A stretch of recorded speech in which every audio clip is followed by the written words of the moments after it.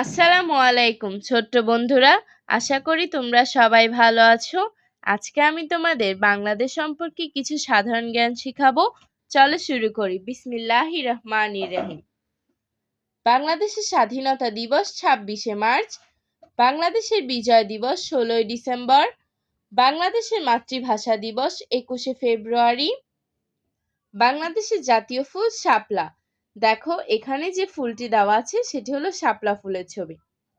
বাংলাদেশের জাতীয় ফল কাঁঠাল, এখানে কাঁঠালের ছবি দেওয়া আছে।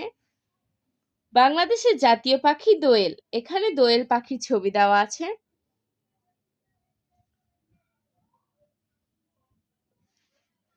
বাংলাদেশের জাতীয় পশু রয়্যাল বেঙ্গল টাইগার, এখানে রয়্যাল বেঙ্গল টাইগারের ছবি দেওয়া আছে। বাংলাদেশের জাতীয় মাছ ইলিশ, এখানে ইলিশ মাছের ছবি আছে। বাংলাদেশের জাতীয় মসজিদ বাইতুল মোকাররম, এখানে জাতীয় মসজিদ বাইতুল মোকাররমের ছবি আছে। আমি আবার এগুলো বলছি, তোমরা মনোযোগ সহকারে দেখো।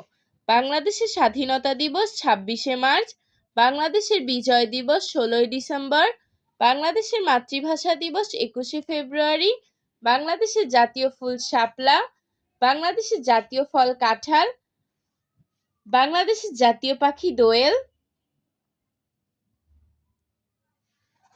বাংলাদেশের জাতীয় পশু রয়্যাল বেঙ্গল টাইগার, বাংলাদেশের জাতীয় মাছ ইলিশ, বাংলাদেশের জাতীয় মসজিদ বাইতুল মোকাররম।